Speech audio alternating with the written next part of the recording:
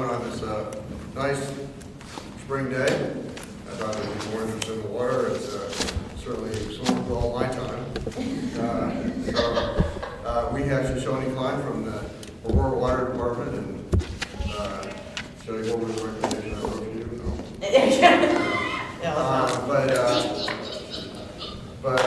No, it's you know, I can tell you what, it's a tough situation that we're in, and let me just say this before we turn it over: is that for the first time, I think the city of Aurora's done a lot of great things, and Shonnie's going to go over that in terms of water conservation, in terms of reuse and those things. But we have to continue to make changes, and she'll go over that. But I think for the first time in this city's history, Aurora's pulled back on the notion of annexation. So we have two boundaries. We have our municipal boundary, then you have a growth boundary of areas that we're looking at annexing that have solicited the city, property owners that have solicited the city about annexation. And we do an economic analysis, and then we go forward with it as part of the annexation process. For the first time in our city's history, the Aurora Water has looked at those areas and said, just can't do it. We'll pull them back. And so we can service, but with limitations. And, you know, there's things that we do that never might do in terms of bottlers and things like that, heavy water users. But it's interesting that for the first time in our city's history, we pulled back on those annexation areas. And so we can certainly, everything within our boundaries, we can do. But the growth of this city will be limited by virtue of water as a limited resource. And Shonnie Cline is, what's your position? I'm the Deputy Director of Internal and External Affairs. Exactly what I was going to say. Yeah. It's a long one. We should get an acronym for that. Yeah. So, Shonnie, it's yours. Thank you so very much. Thank you. That was probably the best introduction I've had all week. And this is our third community meeting we've done, so I think I've seen some folks already, but I really appreciate you coming out today. And first of all, I want to take a minute to kind of acquaint everybody with the situation that is water in Aurora and is the history of water in Aurora. So, as you may be aware, the city isn't all that old. And back in the 1950s, we were in the process of really growing. And Denver Water used to serve us at that time.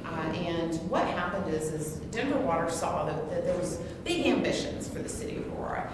And they just decided that they wanted to limit our ambitions, at least with respect to the water part. And so what they did is in the old part of Aurora, it's kind of that Colfax area, they drew literally a blue line. And they said, we're not going to serve you any water outside of this blue line. So would we have never done anything? The area around the Anschutz campus would have probably pretty much been it in a nutshell for the city of Aurora, because we were going to be limited by water. So the city council members and the mayor at that time knew that and they wanted to grow, knew that there was something had to give. And what they did is, first of all, they surveyed what their options were locally, and there were no options locally. That was the problem. I mean, you may have noticed we aren't near any really big water source outside of the South Platte, and even it is not what I would call a really big water source. In fact, in the past, it's been considered almost ephemeral, which means it only flows fairly well during certain parts of the year, and then there's other parts of the year prior to settlement taking place here that it used to actually even dry up. So it just wasn't going to be a reliable water source. So what city council members did is they partnered with Colorado Springs Utilities in 1954, and they started our Homestake project.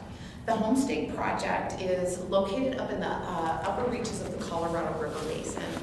And it is, we purchased water rights because in the state of Colorado, we have one of the most complicated water rights systems in the entire nation.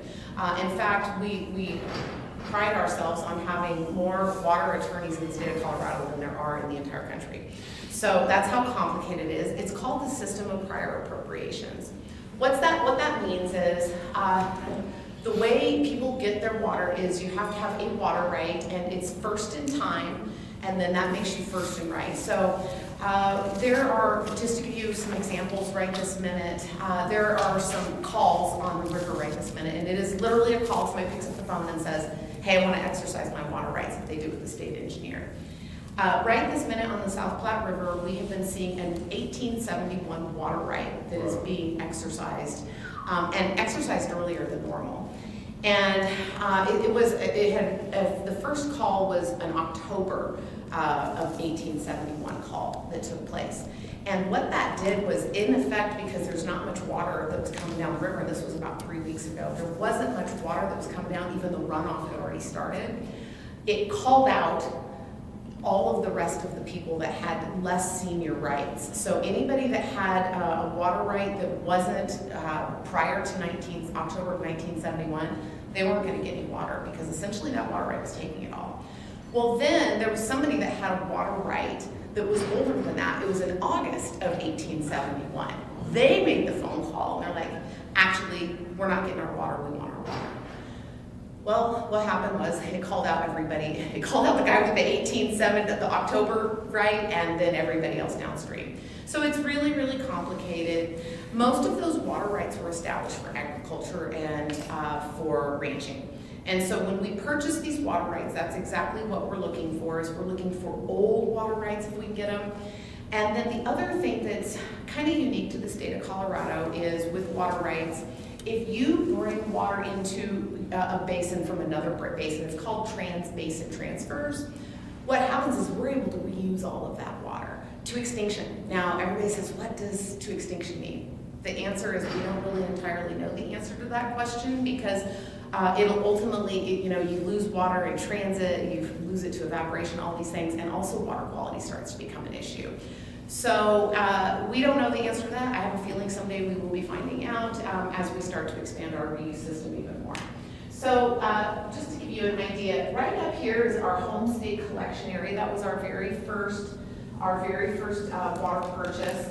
And that water actually goes through a tunnel, and it makes its way over here into what is considered the Arkansas River Basin.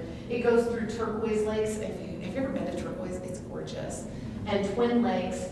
And then it kind of comes down the upper Arkansas River, and then we have a pump station. It's called our Otero Pump Station. And it collects the water that we have the rights to, and Colorado Springs does. And it lifts it 700 feet up over the Mosquito Range. And that is really the only pumping that we have to be able to bring water over to us. So we also, since then, we have purchased water in the Arkansas River Basin. Now, you guys might be looking down here. This is Rocky Ford. If you've ever gotten a melon from there, they're fantastic. And there's a ton of farmland down in here. So we have purchased water rights both in the upper and the lower Arkansas as well. When you buy water rights down here, somebody might be saying, okay, well, that's a long way. How are you going to get that water all the way down here? We do it through a paper transfer. So what we do is we look for people that already have water rights that are sitting up in the area where we're able to get them, and we just trade them, because they may need the water down here, we need it up there, we trade. So that is how we get these water rights back up in here. But we do actually have some storage that's down in there as well. So we have a total of 12 reservoirs that we store water in. So 25% of our water comes from the Colorado River Basin, 25% of our water comes from the Arkansas River Basin, and the remaining 50% comes from the South Platte River Basin. That's the basin we're sitting in right now. Some of those water rights down in the South Platte River Basin are up high, and then we've purchased some that are lower in the state, or not lower in the state, but lower in the river basin. So that is where our water comes from, and now I told you that we're able to reuse a lot of our water. Actually, even the water that comes out of the South Platte River Basin, we're able to reuse to extinction anything that had historically been taken up by a plant. So if, like, alfalfa really likes to use a ton of water, we're able to use whatever water it didn't get returned to the river historically. So one of the things that we started doing in the 1960s is we started our Sand Creek reclamation plant. That allowed us to do non-potable reuse. So we were one of the first in the state to actually start doing reuse on a non-potable level. And what happened was, we also started to do potable reuse. And that water actually comes to us from our up in the right. I live kind of up in this area. That's why we call it God's country in my head. No, I'm kidding, totally kidding. But that's, we bring the water 34 miles back up. We pump it 1,100 feet back up to Aurora Reservoir. So that's some of the other pumping that we do for water is to bring our reuse supplies back up. And I'm going to explain a little bit about what that reuse system looks to us. So that is a little bit of, I just wanted to orient you about where our water comes from. We get a very small portion of our water from groundwater. We've got what we call our Cherry Creek wells. It's a very small portion. It's less than 5% of our water that we get from well water. And that's a good thing most of the time because groundwater is non-renewable for the most part. It's very slow to renew. So I have been in the water sector for over 25 years. I'm really feeling it today, for the record. I've seen a thing or two, right? Like, I don't get super excited about much. And the reason why I never got excited about much was because in my early 30s, when I started in water, I hadn't been in water for very long. We had this massive drought in 2002. Was anybody here in 2002? Remember it?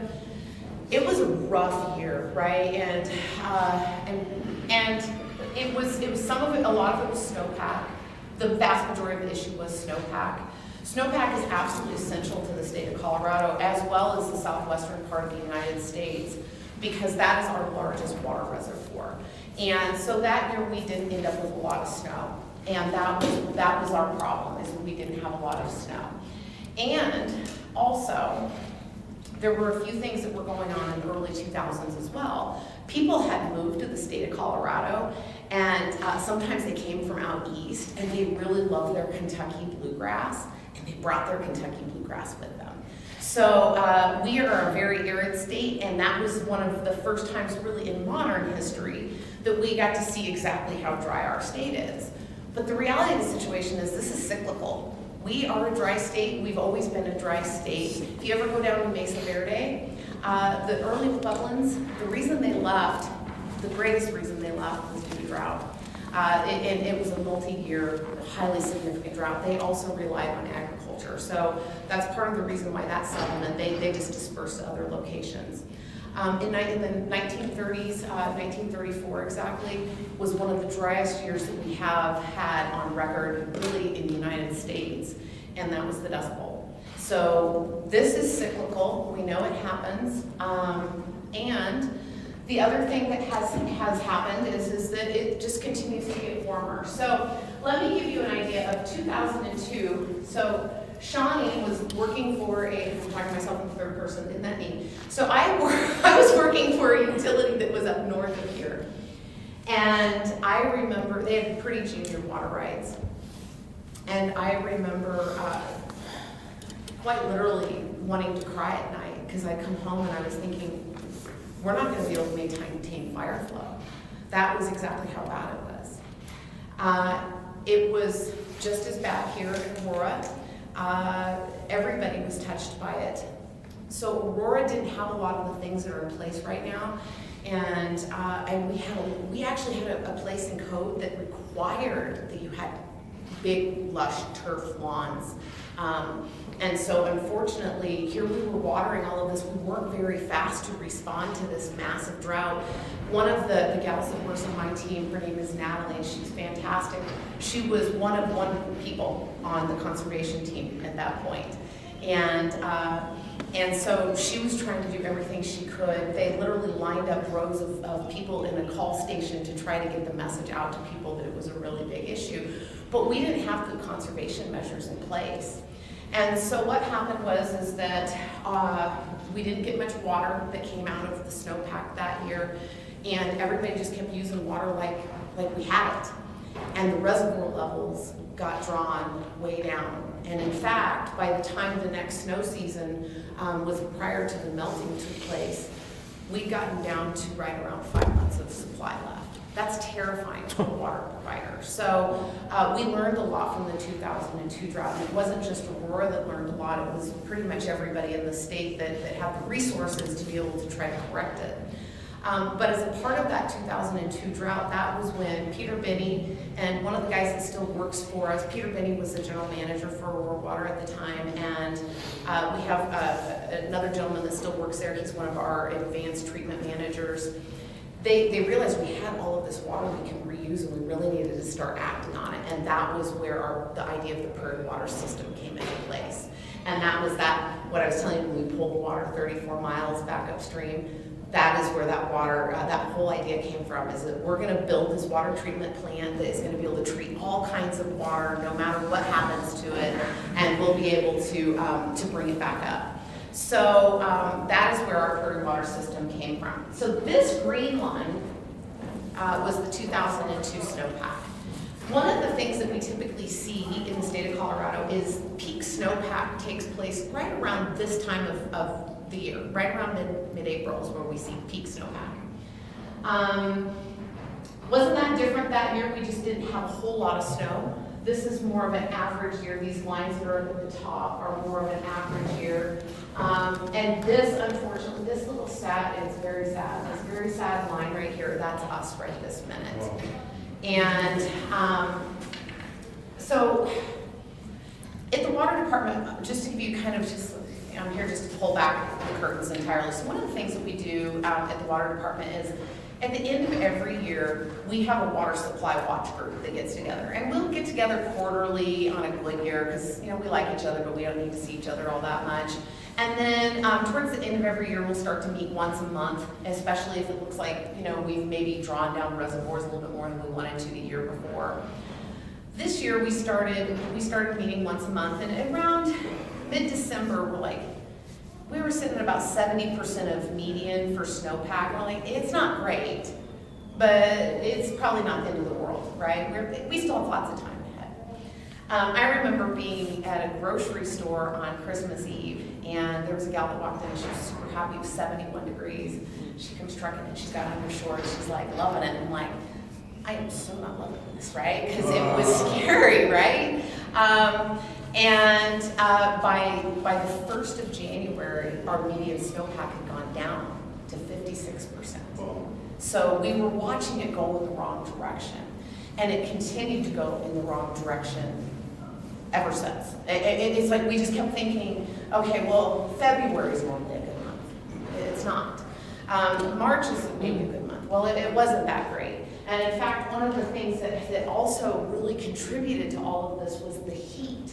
So these are all these little dots represent, here's right over here on this axis, this is your average temperature over winter months in Fahrenheit. And these are the little dots that we would typically see. Obviously, 1899 was a super cold year. And 2002, here's 2002. It was kind of average temperature in 2002.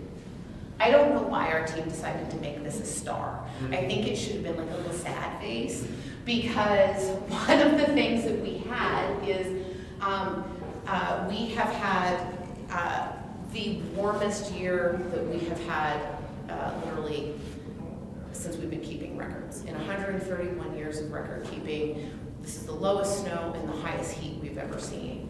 And the reason why those temperatures matter is it affects when that runoff happens. And the other thing that it's affecting is the atmospheric dryness is drying up the ground below us. So we have two things that are really just compounding one another. There's not a whole lot of snow, and because the atmosphere is so dry, it's not allowing a lot of precipitation, and then it's also just drying out the ground. So for that water that we're seeing that is coming out of that snowpack, a lot of it's not making it even into a main stem of a river, and that's because the plants, the trees that are around, and the soil is just sucking it up like a sponge. And because it's also been very warm and the wind has been blowing a lot, we've had more red flag days in the last, I think, spring than I can remember historically. What happens also to the snow is a combination of the heat and then also just dust particulates getting onto the snow. It causes the snow to sublimate, so it never even makes it into a water form. It just directly goes into the atmosphere. So whereas we were, I think maybe by February, we were sitting at around, I don't know, 30-something% of normal for snowpack. The last time I looked, which was on Monday, where we are percent of normal, is we're right around 12% of normal. That's depressing. And drought conditions are this was where we were at last year, in red is bad for drought. 100% of the state is in a drought condition. And I just read an article, and of course, you know, I think it's super easy to kind of like get yourself into your own little bubble and just be super focused on what's going on in your world. But I read a very troubling article right before I came over here, and that's that 97% of the southeastern part of the United States is also in drought. So the vast majority of the United States, they said 60% of the United States is in drought, and in various forms of drought. And if you were to extend this map out more, you would see a tremendous amount of drought going into Utah, into New Mexico, and what's even more scary is how the drought is impacting Nebraska and Kansas, because they are definitely being hit by it really badly right this minute as well. So that's weird. Here's a couple of photos, just because I think a picture does give you 1,000 words. This was April of 2019. That's what we would normally expect, is just these huge mounds of snow almost covering the building. This, by the way, is in the up in the upper Colorado River basin. This was just taken just a couple weeks ago. And I just got a more recent picture within the last few days, and that looks like a lot of snow compared to what we're seeing up there right this minute. Oh, there we are. Yep, that's it. That is it. That's the most recent picture right there. And this was it. This is what you would typically see in April. So that's not good. And then I mentioned that we have 12 reservoirs. Spinning Mountain Reservoir is our largest reservoir. It is located not that far away from Fairplay in Park County, Colorado. And this is what it would typically look like. These two photos were taken from the exact same location. This is what it looked like in March of 2024. You would typically see water up there. This was what it looked like in March of 2026, and the reservoir was sitting at right around 40% full. So right this minute, our entire storage system, when you add it all up, is at 57% full. Again, that in and of itself wouldn't be freaking us out, other than the fact we know something that is causing us to have great alarm, and it's not just us, it's pretty much every water provider in Colorado. It's that we are not going to get refilled this year, not by any meaningful amount. So on an average year, the way we measure water is in acre feet. So just think of an acre a foot deep. That's an acre foot of water. And an acre foot of water will serve about 3 homes in Aurora for an entire year. So in 2002, and again, in the water department, those of us that survived it and have PTSD from that time, we always thought that was like the worst of the worst, right? So in 2002, we were able to yield, which means that's the amount of water we were able to bring into our system, 22,000 acre feet. That was a little less than half of what we would normally get in a normal year. So we'll normally get around 48,000 acre feet in a normal year. So about a month ago, we were thinking we might get 75% of what we got in 2002. And then this week we met, and I'm laughing, and it's like one of those maniacal laughs, like when you're sad. This week when we met, we are seeing that we might be lucky to get half of that. So I think we're thinking we'll be lucky to get 11,000 acre feet of water. So think about what that means. If you know that would mean we'd get enough water to replenish the reservoirs for about 33,000 homes, and that's with cutbacks too. So I just want to explain to you a little bit about how we calculate months of storage, because I think it's important that people understand how we manage water or rural water now. We take a very conservative approach. So my mom always taught me, you have when you save money, you have a nest egg and you just don't touch it, right? It's like you have it, but you pretend like it's not there. So we have the same thing for storage. It's called emergency storage. Emergency storage for us is 1 year of nothing but indoor supply plus 10%, plus the obligations that we have to other entities. That is our nest egg. We don't touch it. We pretend like it doesn't even exist. We need that water in the event we were to lose our pump station that brings half of our water supplies over, or there's a major wildfire, or God forbid, a multi-year drought. So we pretend like that's not there. We back it out. And then what is left in storage, we think about what we're going to have to add back into that. It's going to be considered what is going to be our reliable water supply for the year. Some of it at this time of year, it's a guess. And right this minute, we're guessing it's going to be maybe somewhere around 11,000 acre feet of water that we're going to add back in. We add it all up, and then we try to figure out what demand's going to be. We know what an average year of demand looks like for us. So what we're doing right now is we're calculating how many months of supply we have left once we've assumed that the community is going to do its part to help us save water. And so we've calculated that in, and right this minute, we're sitting at about 19 months of supply. Keep in mind, that doesn't include our nest egg. So we've got 19 months of supply. Now, 19 months of supply isn't bad. I mean, that's actually really pretty good. I can tell you right now that there are entities in Colorado and throughout the Southwest that would love to have 19 months of supply.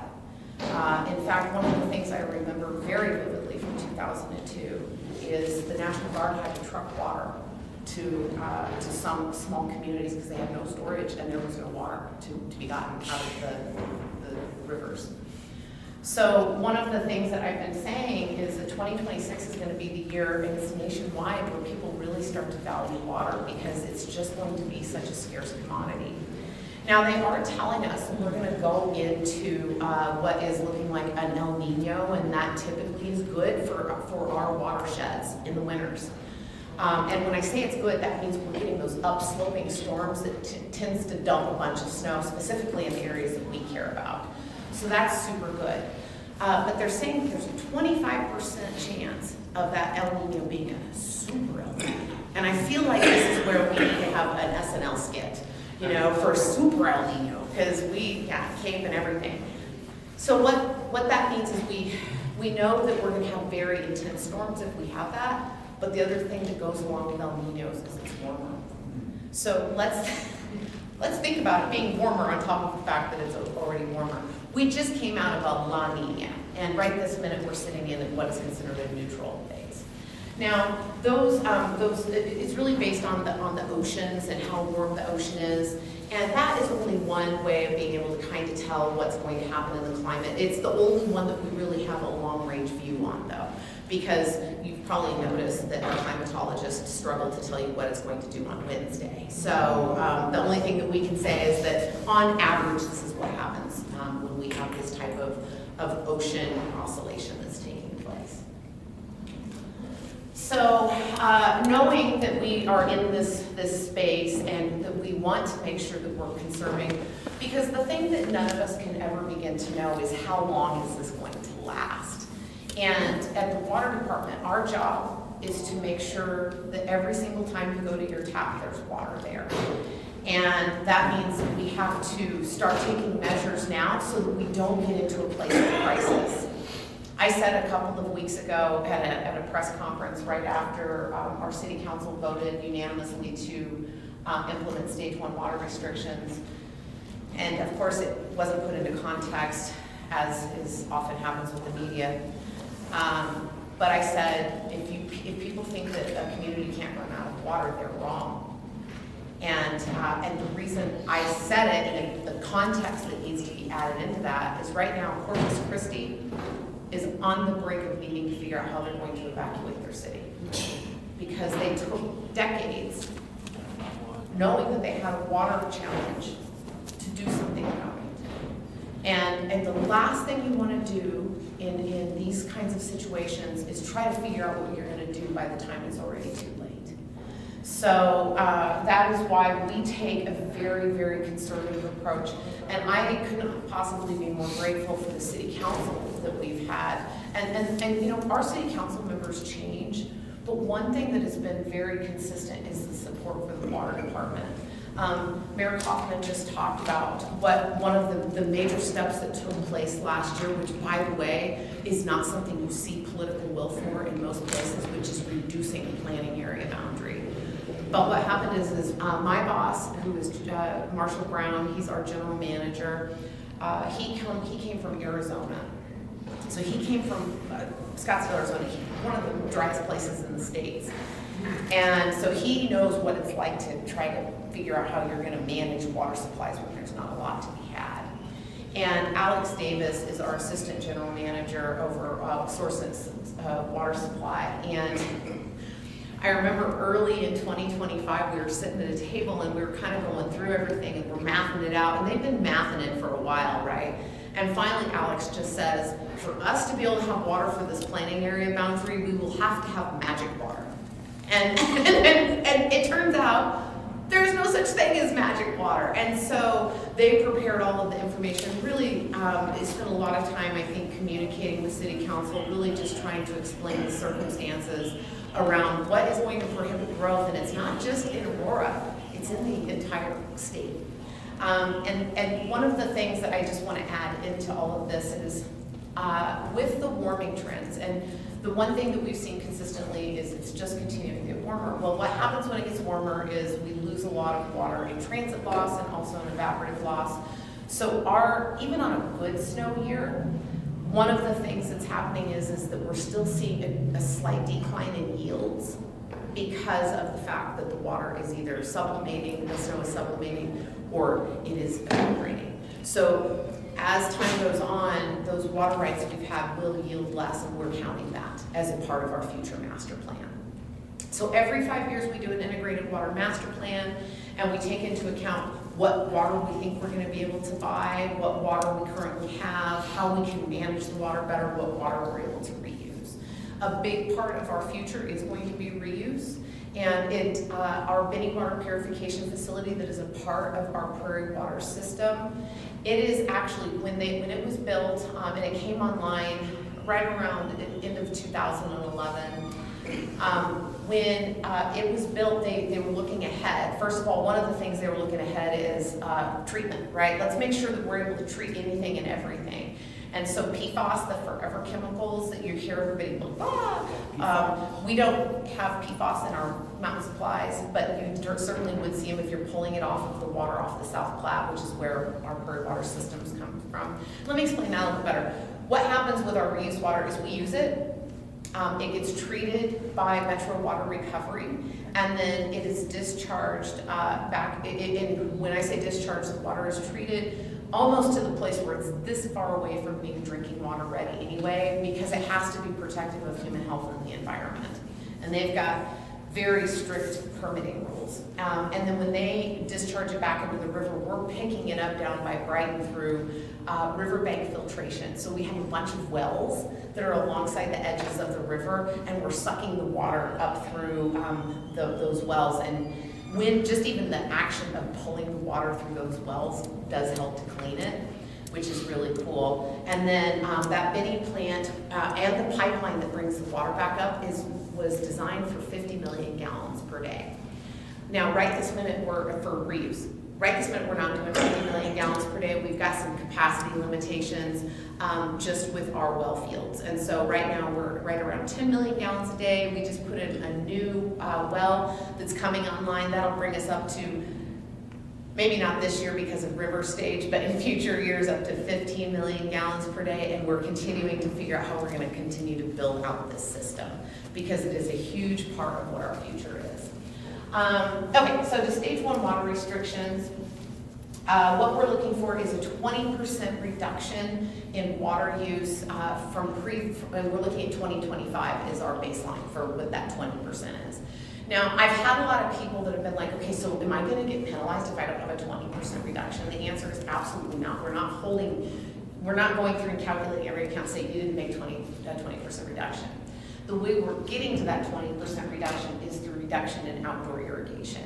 And just to give you an idea of what a huge chunk of water it is for us. Our annual demand, total annual demand for for water comes from a 20-week period, and that's for irrigation, and it's 40% of our total demands. So this is one of those spaces that we know that we're always going to be able to save a little bit of water, although it isn't without people, feeling the impact, certainly, because people invest a lot in their yards. I just had the question, like, what happens with the, as the turf installation possibly next year, especially if lawns don't do real well. This year, we're not allowing the installation of any Kentucky bluegrass because it requires more than 15 inches of water to be able to stay alive, and that's in a year. So that's a lot of water that goes to this. In fact, Kentucky bluegrass is the largest user of water across the United States, and it also fescues. And it's also our largest crop that we grow, if you think about what we grow. And it happens to be the only thing that we don't actually get to consume that's our large crop, right? We just get to look at it and mow it in patterns, which is fun. And then private swimming pools. If you already have a pool, you can top it off, but we're asking people not to fill it. And top it off. So a lot of times people will draw it down a little bit in the winter months, but where it's just naturally draws itself down. You can put water on top of whatever you've got, but if it's empty, we don't want you to fill it because it's just a lot of water. The decorative water features not being allowed. Any good plan that you write, you realize where the holes are in it when you implement said plan. And we've had a lot of questions about this decorative water feature. People are like, so are you trying to kill my koi fish? And the answer is we have way bigger fish to fry. No, we are not trying to kill your koi fish. We prefer you not run, like if it's got like a fountain on it, because it's anything that evaporates the water faster is not going to be good. I've had duck questions. Ducks are a point of conversation. We want your ducks to drink water But and if swim. you wanted to start a new. If you wanted to start and don't do that. That's right. But it reuses the water? What's that? If it reuses the water, a water fountain, you know how it. Yeah, I'm going to tell you, we're thinking about the larger ornamental things. If you've got a little tiny bird bath out there, I know some friends that have a somebody, fountain yeah. landscape in their backyard. Yeah, and those fountains that run water constantly, and if they're bigger, you'd be surprised how much water they use because of the evaporation, right? Because they have to continue to the refill. same water over and over. It does, but they have to top it off. And so that's part of the reason why anytime you aerate anything, you're gonna lose some of it back into the atmosphere. And then, back in November, it was kind of like, I almost feel like Councilmember Hancock felt something in the air. And so what Councilmember Hancock did is she sponsored a resolution at the end of last year for, that really just requested that restaurants only serve water upon request, so that we didn't just have water sitting out. And the reason why is that she was talking to some folks that had spent a bunch of time in California, and that's the norm in California, is you don't get water unless it's upon request. And our city council has taken such great interest in in water, and we spent a lot of time talking about water. She's like, this is just a great way of getting people to think about it. So it was voluntary until stage 1 hit, and now it is mandatory that restaurants can only serve water upon request. One of the things that happened when that restaurant resolution went through was I spent a whole lot of time talking to the media, and does it save a ton of water? It does, in and of itself, it doesn't save a ton of water. Now, all of the things that go along with it, like washing the dishes and chilling the ice and all the things, that definitely helps to save a lot of water. But we want people to be thinking about it. It is absolutely a precious resource. The other thing that I want to talk to you guys a little bit about is drought surcharges. So, 75% of the utilities cost is fixed. And the best way I can describe it is this, is if you go and lease a car and you never take it out of the garage and you never use it, you still pay that lease and you're still paying the insurance on that. The reality for us is that there's nothing that we can do about that 75% fixed cost. There are things that we can defer, and that would be things like maintenance. But the thing is you can defer it, but you can't get away from it. And when we get away from maintenance too far, what happens is we end up with main breaks, which takes us in the wrong direction. And it puts people out of service. And it costs more money for us to do emergency responses. So that is a cost that we can defer. But one of the other things that happens during a drought year like this is some of our costs go up.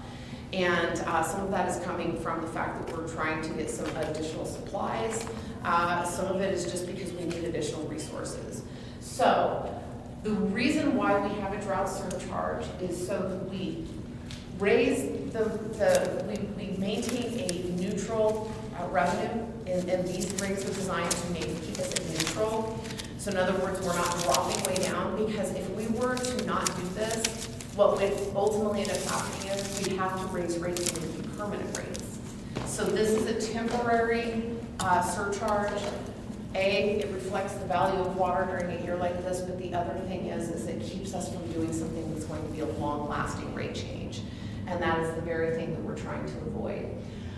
So you will be charged $2.15 per 1,000 gallons on anything that's above 110% of what your account's winter quarter average is.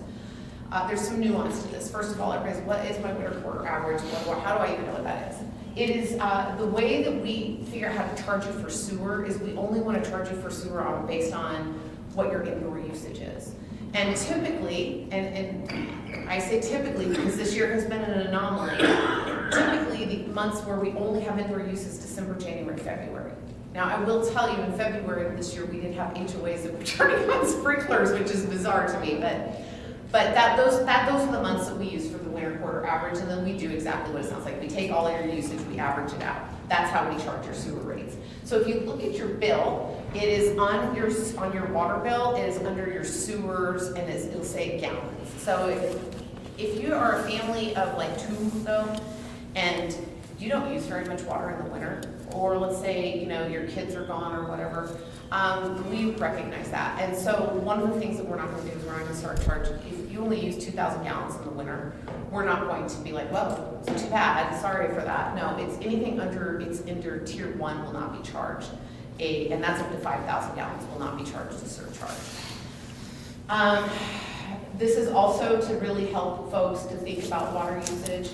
I've had a lot of people that have said to me, you know what, there's people that don't care. They make a lot of money, they spend a lot of money, they don't care.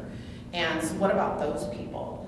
And I'm going to get to those people, but I can assure you that just because somebody has deep pockets does not mean that they're not going to have to do their part in this. And that is because of how we plan on enforcing. Because the situation is so incredibly unprecedented, I'm getting really sick of that word, but it is, we really have to enforce this year. It's not a suggestion. It's absolutely mandatory that we are able to save water. And if we don't, then we might have to go into steeper restrictions, and that's the thing that we're trying to avoid.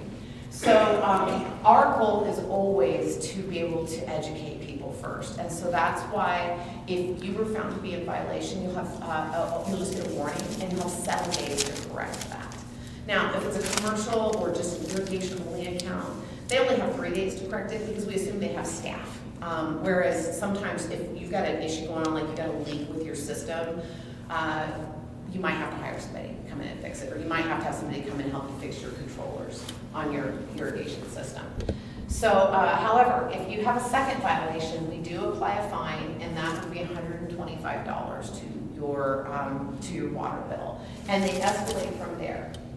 I will say that we will only make it says all additional violations because of the fact that we are in such a significant water situation. We will, if somebody just keeps ignoring us and they don't want to change anything and they make it to this $500, that's the last time they're getting that kind of that because our code does allow us to interrupt water service. And if people don't want to do their part and if they feel that their lawn is more important than our water security, we are happy to help to indicate to them what it's going to look like if they don't have water. And so it sounds like a horrible threat to tell people that we will shut you off if you don't do your part. but quite literally, we have to do that for the protection of everybody here. And I've been, like I said, I've worked with utilities across the United States. I can tell you that there are rich people in California that wouldn't have cared if there was a water restriction. And so the only way to get sometimes people's attention is to tell them, you absolutely have to do this, or else you just will not be provided the service. That is the last thing we want to do in a million years, I can tell you that right this minute. People are asking also, how are you figuring out if people are in violation? So in 2023, we started implementing the new meters. We had to get new meters anyway, and it's called our Advanced Meter Infrastructure, AMI meters. Those meters are super helpful to us because, first of all, we don't have to send somebody out to do reads, so we've been able to reduce staff quite a bit. The other thing is it sends us incremental data, 15-minute incremental data, so we're able to actually see if there's massive leaks that are taking place in somebody's system. We've actually gotten a hold of people that were out of town, because when we get notified by Beacon is the name of the company. We'll get notified if there's something that's anomalous, like there's just continuous flow, meaning the meter's running and running and running and running at high levels. We've reached out to people that were out of town and said, you've got a water problem going on. And they're like, oh my gosh, what can we do? We've gone and shut people's meters off until they could get it fixed, because they were out of town, they were possibly gonna have property damage. So it's really helped us to be able to stop a lot of the losses that take place just due to leaks. And it's also really helped us to reduce staff. But this will be the first year that us, and actually there's a number of utilities in the metro area that have AMI meters. We're going to utilize that as a tool. That's not going to be the thing that's it'll flag accounts for us is what we'll do. And say, it looks like there was watering that took place, and you can normally tell if it's like at 2 in the morning, if there is a high flow that takes place for about 30 minutes, odds are really good it's not somebody that is just taking a shower, and especially if it's continuous over 5 days at the same time, it's more than likely an irrigation system that's running. Yes? So on the other page, you were saying like 2 days a week. Yes. But you didn't say how much time you can water and if we can use our sprinklers. Yes, so you can water 2 days a week, and there are prescribed days. You're gonna get something in your mailbox soon that says what those days are, and I'll talk a little bit about that. You just can't water in between 10 and 6, and you can't waste water. So what that means is you can cycle and soak, and that is what we recommend to do, and those postcards that come will tell you what cycle soak means. So you run it for 3 minutes and you let it soak into the ground, and then you run it again for a few more minutes. The whole goal is to not have water run off, right? It's to just get it into the ground. We aren't telling you how much water you have to use during those 2 days though. And what about the city of Aurora, who waters the evenings? I am getting to that. You are asking all the right questions. Let me get through all of it. You guys will have questions, and I will stay as long as it takes to answer everybody's questions. So hopefully that is helpful for you guys to understand that why we're doing what we're doing. Oh, and also back to using the AMI data. One of the things that we are doing is we have human beings that are looking at all of that data. So it's not like something just automatically sends a violation. That is not going to happen. We have got people that are validating that this data is in fact correct. We also get phone calls into either if you've got the Access Aurora app on your phone, if you see somebody that is wasting water up to and including the city of Aurora, let us know. Anybody, we want to know.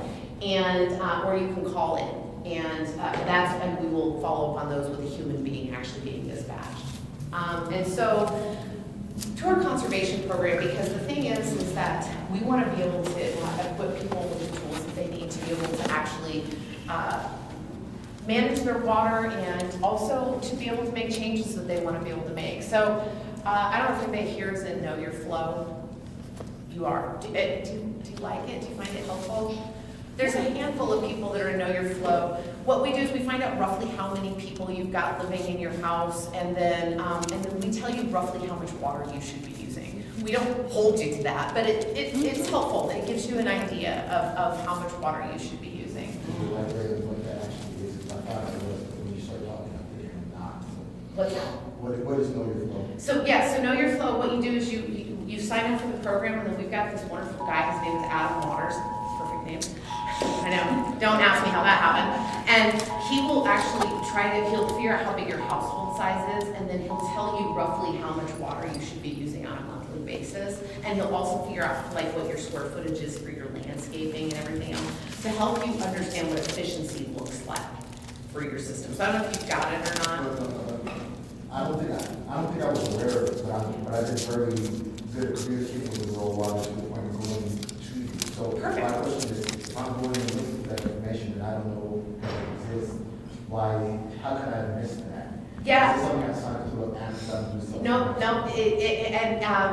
and so that's my job. If you haven't heard about them linking, because I'm responsible for communicating stuff out. You can go to auroragov.org/conservation, and Know Your Flow is one of the programs that's on there. The other thing is so we've got two things here. They're basically the same kind of concept. We've got Ion Water and the customer online portal.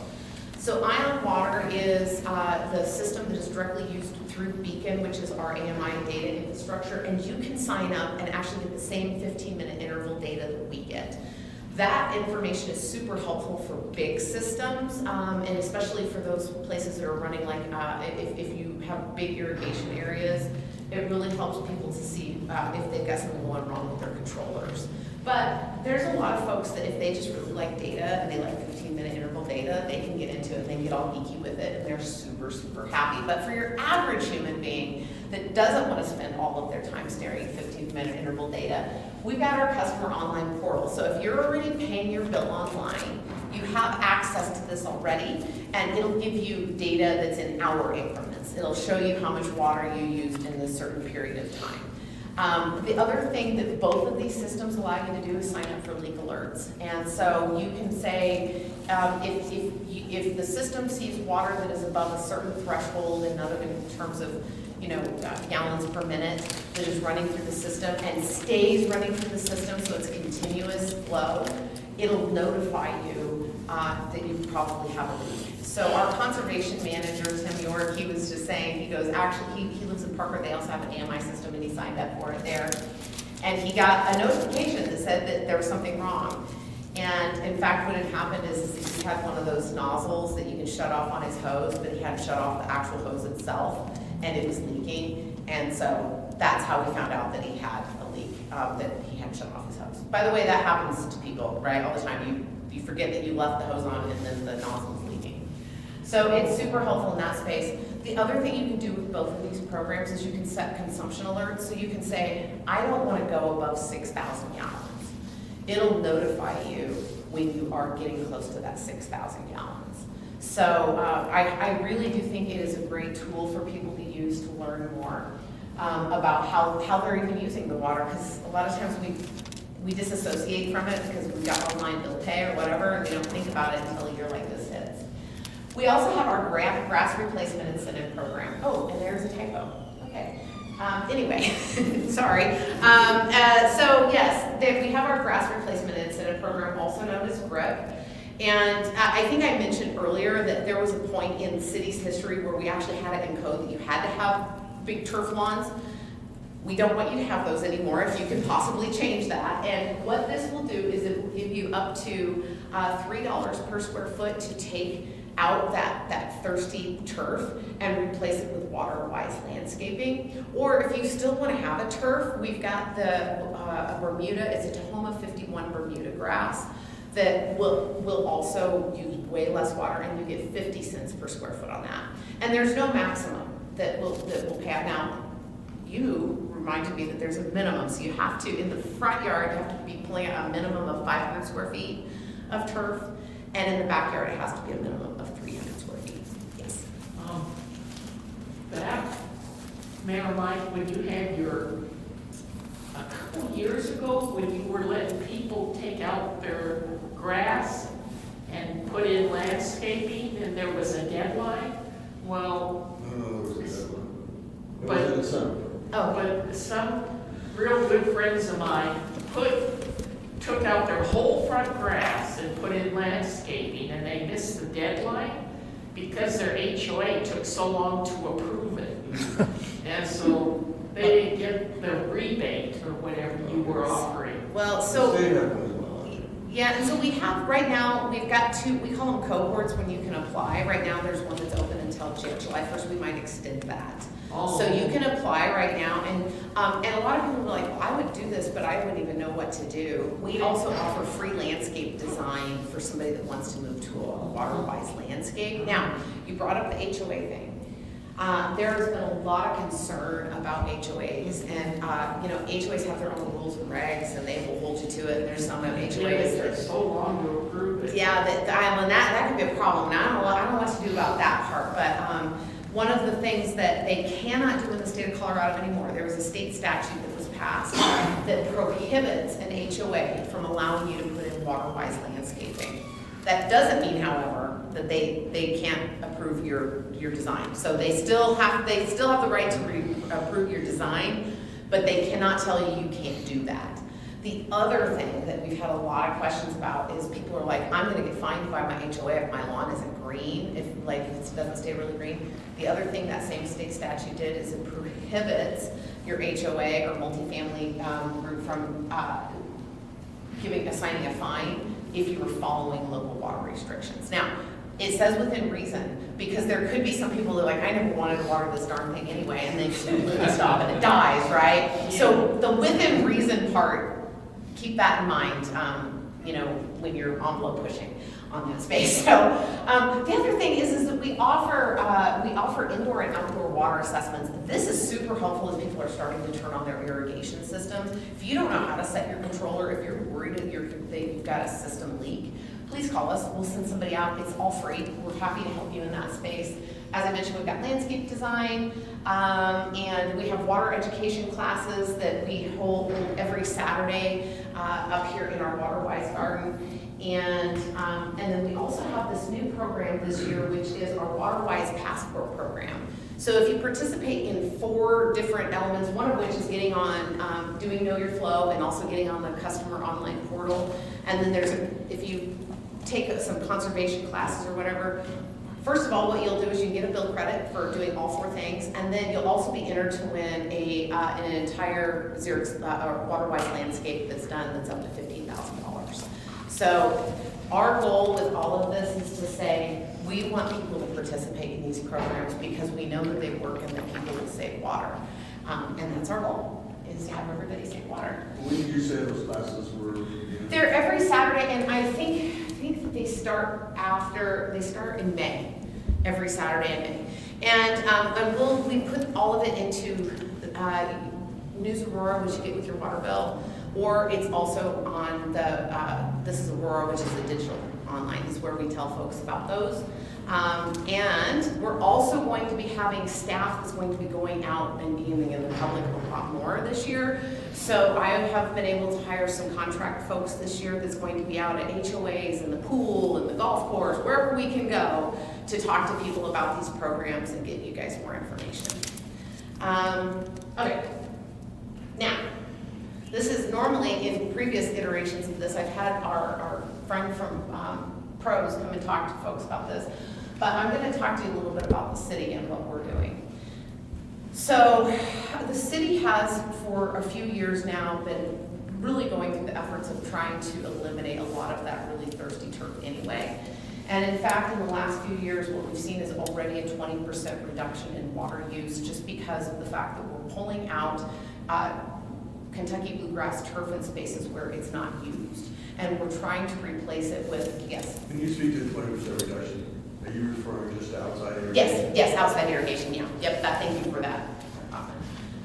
So what we've done is we've gone and we found those spaces that it's not active turf, and we're replacing it either with native grasses, and so we've got this program called Back to Our Roots, or we're replacing it with something like a Tahoma 31. So as you guys were walking in, you may have noticed every single time you come to this building that we've got this thing called the Great Lawn. It is a giant lawn. Go say goodbye to the Kentucky bluegrass that's out in said Great Lawn, because this summer it's going away, and it's gonna be replaced with a Tahoma 31 Bermuda grass. And that is because it uses a fraction of the water, and it's actually very durable for high traffic use. So we are taking our own measures to really be able to reduce the amount of water that we're using. But this year, even though we've already seen reductions across our system, we are also going to be taking a look at all of our city facilities, and what we're gonna do is we're gonna determine there's some spaces that might not get water at all because they don't need it.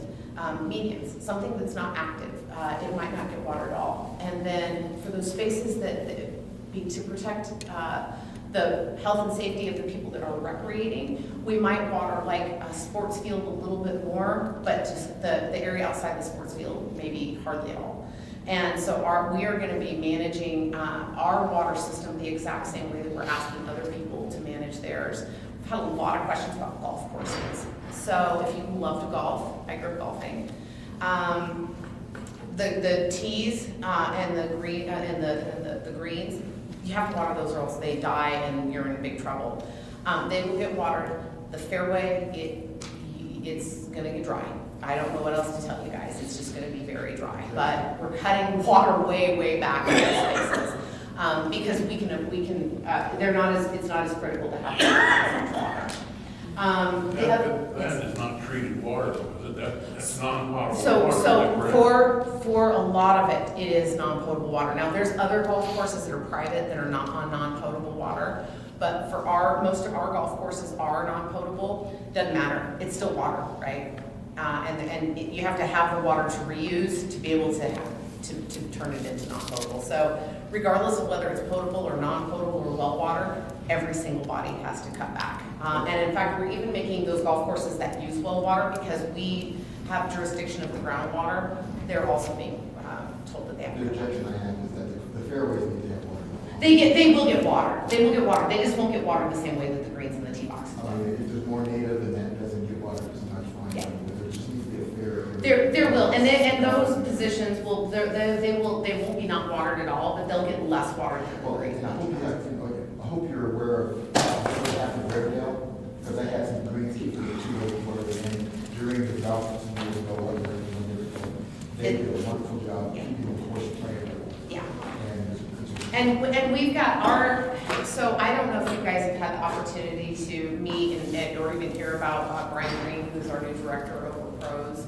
He is very smart, and he's really taken a very holistic look at this, and he's working really closely with experts to ensure. Because the other thing we don't want to do, you guys have all paid for these facilities. We don't want to have that loss as well of those facilities, and that also is super important.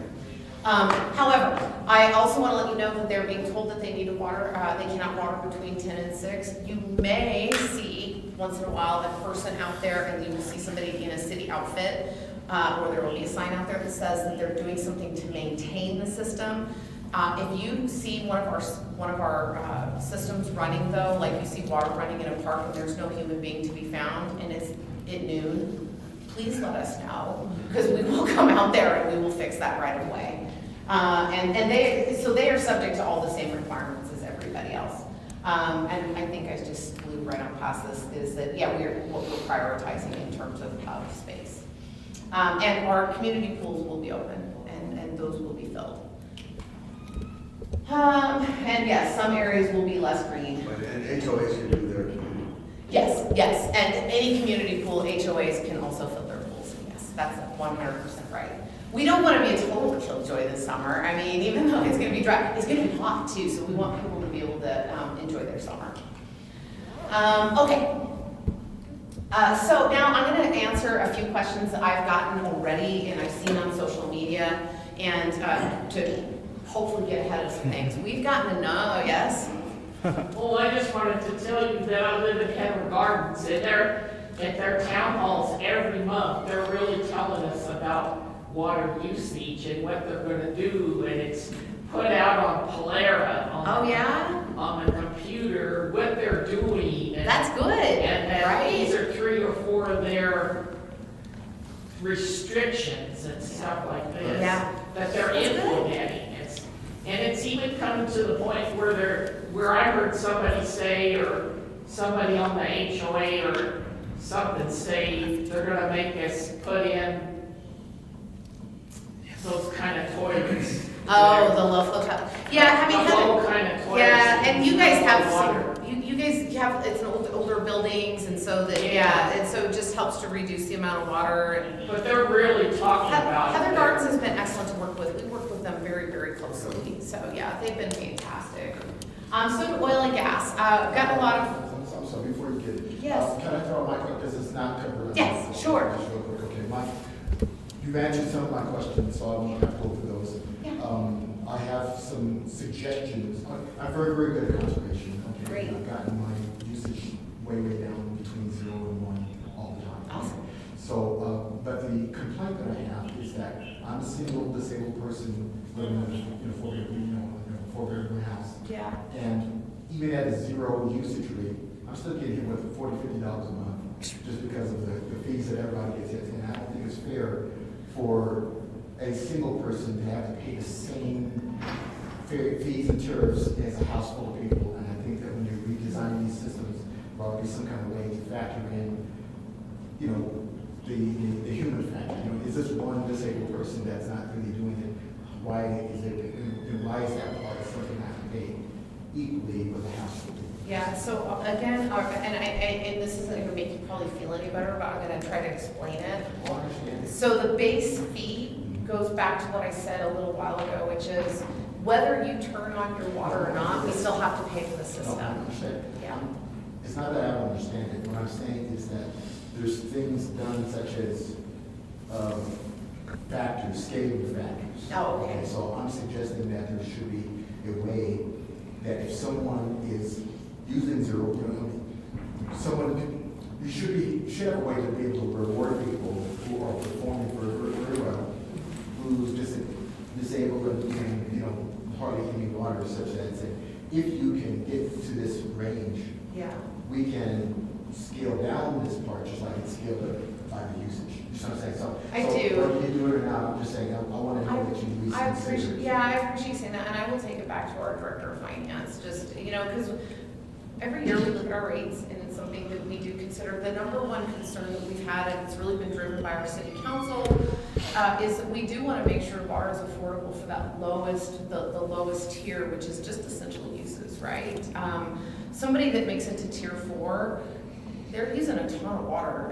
We've got some places that are, some homes that are using 22 to 25,000 gallons in a month just to water their lawns. And so that's why they pay significantly more in tier 4 rates though. And to get to a tier 4 rate, you've had to go through tier 1, tier 2, tier 3, and then, so they're paying, there's some people that are paying a ton of money. Well, that's what I'm saying is, so as far as just penalizing the people who don't care, let them pay more of the base stuff than the disabled people have to do. Because what I'm saying is that, what is the incentive for me to continue to conserve water if I have to pay $40, $50? Well, and again, that is just, that is that cost that we have just to be able to keep the lights on, and whether somebody uses it or not. But one of the things that we haven't done is we have been very slow to raise rates on tier 1, which is that essential use. So those rates have remained very steady over many, many years. They So can create a tier 0.5. I don't know. I can ask. It was worth asking. I don't know. I can ask. I just wanted to throw it out there. Yeah. Is there a way for you to, your smart meters to turn the water off automatically? Yeah, no, they don't just shut off, unfortunately. It would make our lives easier if they did, because when he says, did you have a question? Kind of down his line of thinking here. I'm a single guy. I don't use much water in the wintertime. Right. And I pay that base rate, which is about $45. About the same situation. I'm a big gardener, and I have had a decent one. I used to. Yeah. Okay, just like this guy. Because I don't have 10 kids, my base rate, I would pay more in the wintertime, but then that gets offset into these tiers in the summertime, correct? You use more in the wintertime, your basis is different than me, guy that uses a lot in the wintertime, his basis is different than me or him. Would you agree? I mean, If he uses 1,000 gallons Yeah. a month, and I use 1,000 gallons, yeah, but if you got 10 kids and you're using 10,000 gallons a month, Yeah. your basis is different. well, they're paying tier 2 rates. They go straight to They're tier 2. paying a higher rate in the Yeah. wintertime, Yeah, but that transfers to the summertime. then. Their base rate, they use more, so that equation. So are you they talking get- about the they get more 110%? in- Yeah, so if you're talking about the 110%, you're right, I That's mean, the, my point is, 10%. that's the unfairness of this. That guy, So- to me, so- should get a bonus. So you for do, reduction. because you're already pumped up to 5,000 gallons. We will not, for the surcharges, you automatically go to 5,000 gallons. Not in the wintertime. No, I'm talking about for surcharges. So, and are you talking about you just don't want to pay the, Well, just like this guy. We have the same, we don't make, we use nothing in the wintertime, but we get penalized in the summertime. because The I- the same thing that we're saying, just, just to try to articulate differently what we're saying, that your system is not fair to all of the demographics, because there ought to be a way to provide a level of fairness to people in a situation, because if you just go across the board and just use it on time of year, on usage rate, whatever, it doesn't really, it's not fair. I can stay back and talk to you two, because I don't think I entirely understand what you're saying. So I would like to, Oh, that'd be great. If we These can things move are on. really important. Yeah. And I will happily stand back and talk to you guys. Okay, so oil and gas. People have been thinking that you see oil and gas, it can use a tremendous amount of water. There has been a not so popular oil and gas operation that's taking place not too far away from Aurora Reservoir that you may or may not have heard about. That is located in Arapahoe County. It is completely outside of the jurisdiction of the city of Aurora. They have worked with us, but it is completely outside of the jurisdiction of the city of Aurora. People are convinced that we are giving water to them, that we are selling water to them. We absolutely are not. Full transparency, we have had agreements with oil and gas operations, but we have never provided water outside of the city limits, and we have not provided water in years to even those that we've had agreements with. So I can tell you that even if we were providing water, or we had been even recently, that would be curtailed right now. They would not be getting it, but we have not provided water in quite some time to oil and gas operations. Data centers, the other one that people are 1,000% convinced about is that all of the water is going to data centers. We have a total of 9 data centers that are currently active in the city of Aurora. And the vast majority of those data centers were built prior to 2023. And the reason why I say 2023 is when we implemented what is considered our large water user guide into our standards and specifications. That large water user guide essentially takes into account the square footage of an operation, of a building, of a lot, and how much non-recoverable water they're going to have. If their ratio for water use is extremely high, they are not going to be allowed to come into our system. So a data center that is strictly run on evaporative cooling, and they are using a tremendous amount of water, in particular non-recoverable water, they will not be allowed to come here if that's the route that they want to take. Now, I will tell you, we have had a very large data center come here since 2023. By the way, that large water user guide went into code last year, so that's how serious we are about it. We have another large data center that has come into our service area, and everybody, I've had people actually accuse me of being a liar, which hurts my feelings deeply. When they ask, I've had 4 requests for the data, the water usage. On an average month, that data center is using about 14,000 gallons of water. And the reason why it is only using 14,000 gallons, and it is a huge data center, is because of the fact that it is not running a cooling system that requires evaporative cooling. They are running air cooling. Now, there's a couple of spikes that you'll see because they have to flush their system, but for the most part, they're using less water than some people already water their lawns on a month-over-month basis. Which data center is that? I'm not gonna say. You can't say? I'm not gonna say. This is government transparency. You can't say which data center it is. Mike could probably be saying. No, go ahead. It's QTS. QTS, yep. Yeah. I don't even know. Yeah, so, they're a rough club. Anyway, so I want you to be rest assured that we are not going to allow any more large water users to come in. It's a significant problem in the United States. It's a significant problem in all parts of the United States. In fact, I will tell you that people have been calling the city of Aurora to find out what we're doing because of the fact that they don't have the political will in some places to be able to get something like a large water user guide into place. So again, this really goes to the fact that our city council is taking very seriously managing our water supplies here. Development, I've had a lot of people Wait, ask can me I- why, yes, sir. Yes, I just want to say that I pulled public records, water meter You're the records. one that thought I was a liar. I'm the one. I didn't call you a liar. I didn't call you a liar, but I pulled public records. There's a data center directly behind fire station number 12. It used just over 1 million gallons of water in September 2025. And in August 2025, it used just over 2 million gallons of water. I asked the water department, is it potable or non-potable water? They don't want to disclose that information. I asked how much are they paying for that water? They do not want to disclose that information. Yeah, no, let me be very clear with you on something. Yeah. If you were to call and ask if you could have this lady's account information, billing information, I am not allowed legally to provide that information. We can provide gallons of usage. We are not legally allowed to provide billing information for specific accounts. I don't want their account information. I want to know how much they're getting paid. I don't want to know their personal information. We want to know that. We, Yeah, can you as go homeowners, offline on we that? have some more personal questions. Yeah. As homeowners, we would like to get those answered. They're using a drinkable Okay, water. yeah, but Let's go to as development. you're going too far. Hold on. Time's running out. I'm a already- homeowner and I need to know how. Well, they're pay going to my be charging bills. you a lot of money because Okay, of yeah, that. but what you're asking is not in our Okay, realm please go to of concern. development. Okay, so on to development. We are a growing city, and I do want to make sure that I point out that we put into place in October 1st of 2022, if somebody were to have brought a site plan prior to that, they would have been allowed to put in grass in the front yards.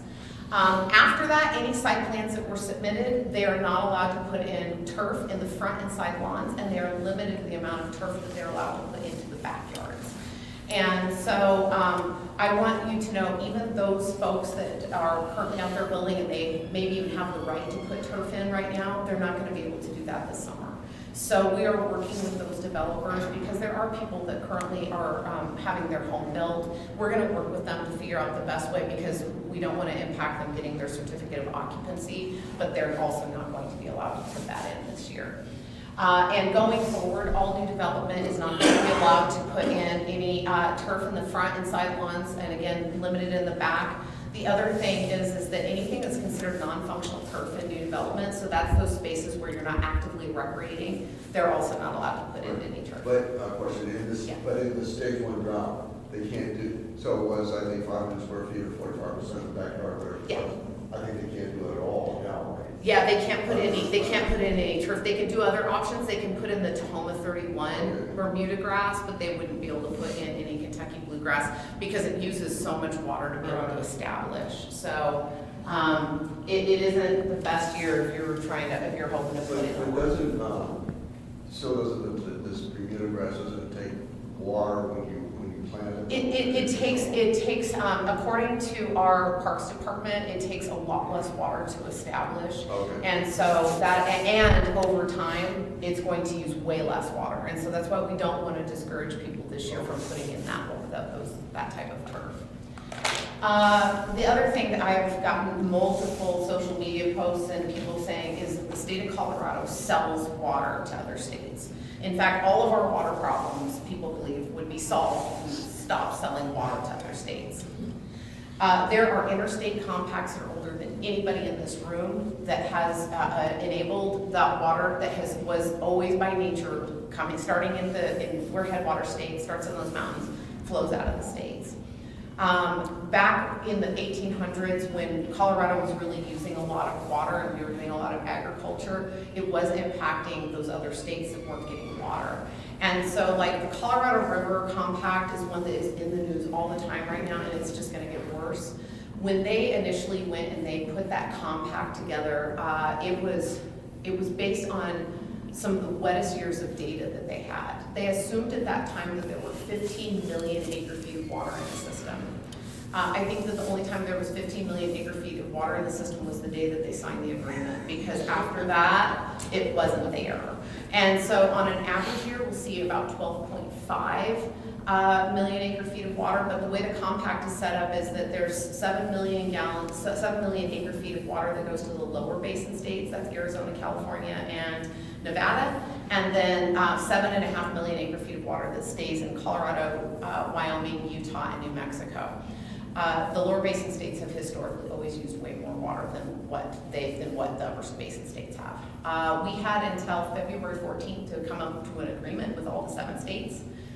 There was no agreement that could be had. That's what I was gonna ask you, when is that gonna get settled? Well, now it's going to court. It's going to court, and it will be litigated. What's that? Federal court? Yeah, it goes to federal court. Yeah, it goes to Supreme Court. Yeah, and yeah, it's held in the highest court, and so it's going to be a rough year. That's all I can say about that, is that the water fighting has only just begun, and Nebraska has also filed a lawsuit against the state of Colorado for that compact. So as much fighting as, the old saying, whiskey's for drinking and water's for fighting over, we're going to see a lot of that in coming years. And so we are not selling water to anyone.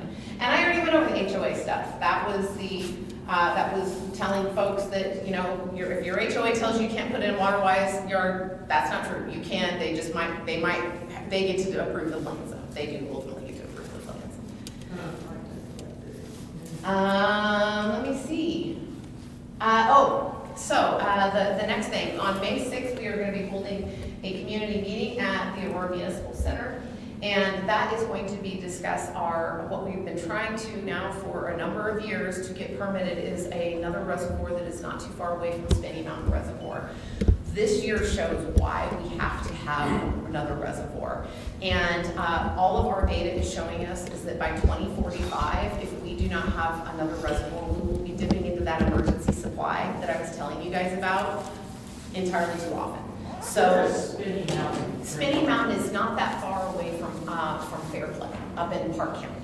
Oh, Fairplay, okay. Yep, so it's up in the mountains.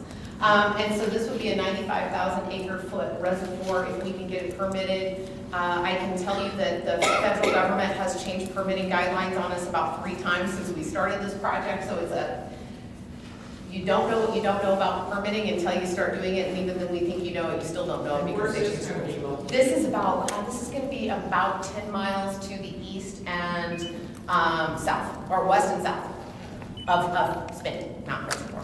So not too far away from Aurora. No, not in Aurora. And this will hold water that we bring over from Arkansas and Colorado River basins. It will come directly off of our Otero pipeline. It's that water that comes over.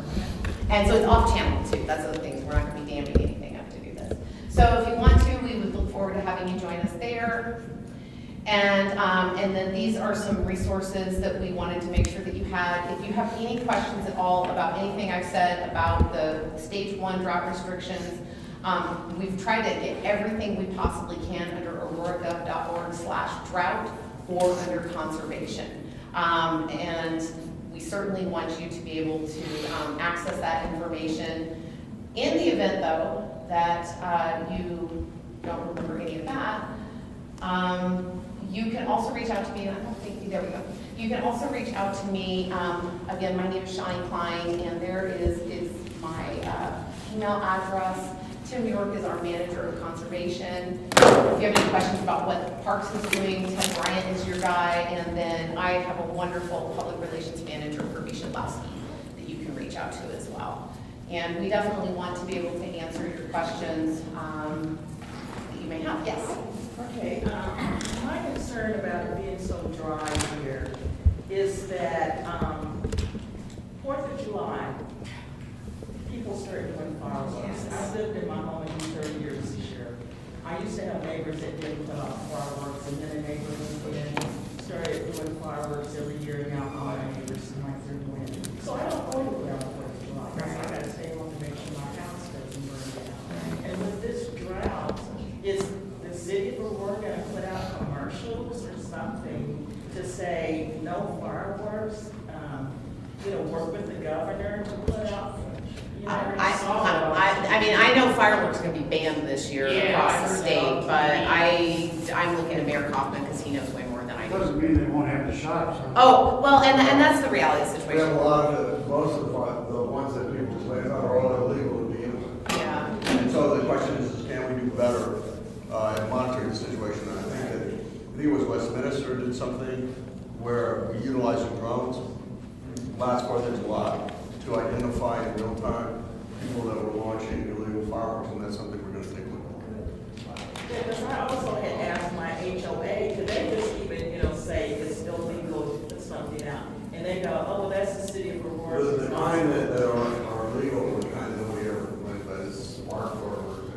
I don't know if it's Drought one, it's smart TV, smart, but things that don't leave the ground, that don't explode, those are the kind of things that are illegal. I'm talking about the ones that They're explode. the ones that, and people go and spend their entire earnings up in Wyoming to get by those, that's right. Where is your buy? So, speaking of wildfire, that is a massive concern in the state of Colorado and throughout the entire country right now. I mean, there were huge fires already up in Nebraska. If we have another Hayman fire, it would be very, very devastating to the water systems too. So, I'm with you in your concern about fires, that it is a very, very real concern.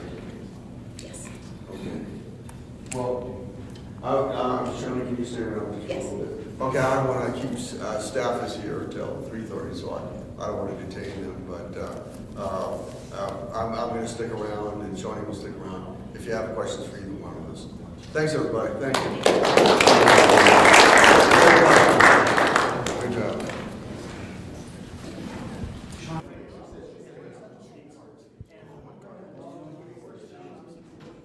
Which is how we know it's on Tuesday.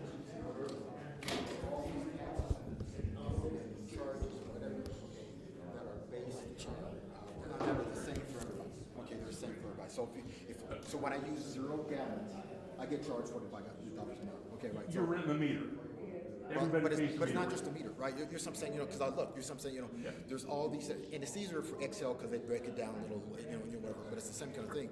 They're like, we're going to charge a fee, a fraction of a fee for this and for this and for this and for this. You're some saying there's a whole bunch of different statutory stuff that everybody gets charged per site or per meter. It's not just the meter; it's charges that are based on the meter. You're talking about Excel, not us. Well, no. I'm just saying there's charges that are based on the address.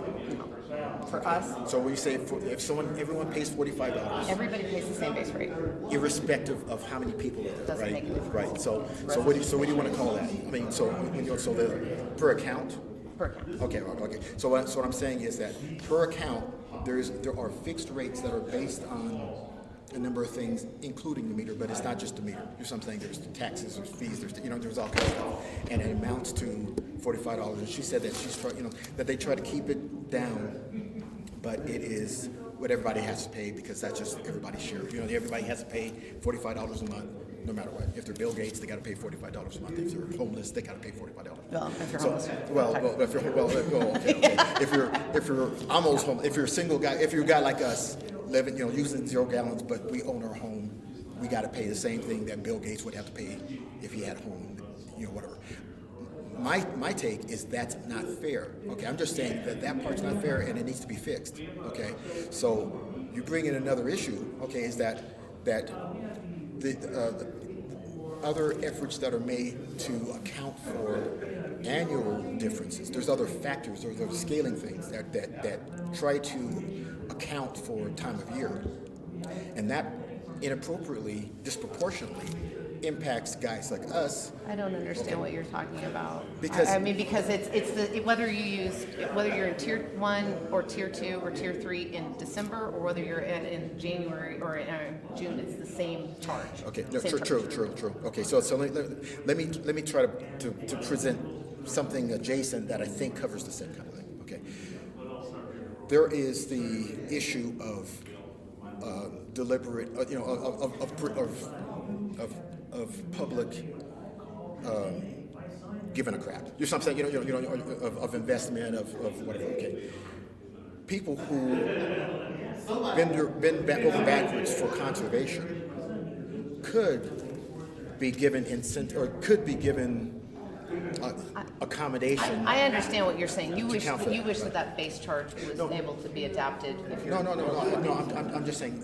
I believe that there are ways to incentivize water conservation and to accommodate people who don't fit the common algorithm or mode or whatever. You know what I'm saying? She says there is no There isn't. algorithm. No. When I say algorithm, I'm speaking because I'm a programmer. You know what I'm saying? So to me, okay, right. I'm not talking about your software. Right. I'm just saying that the process of handling those base rates, okay, I believe need to be adjusted.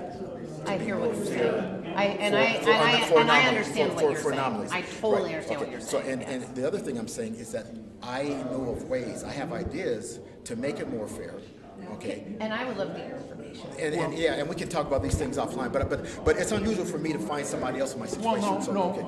But if none of this matters, okay, because all the base rates are the same, so why does the city then use the numbers of December, January, and That's for February? your sewage.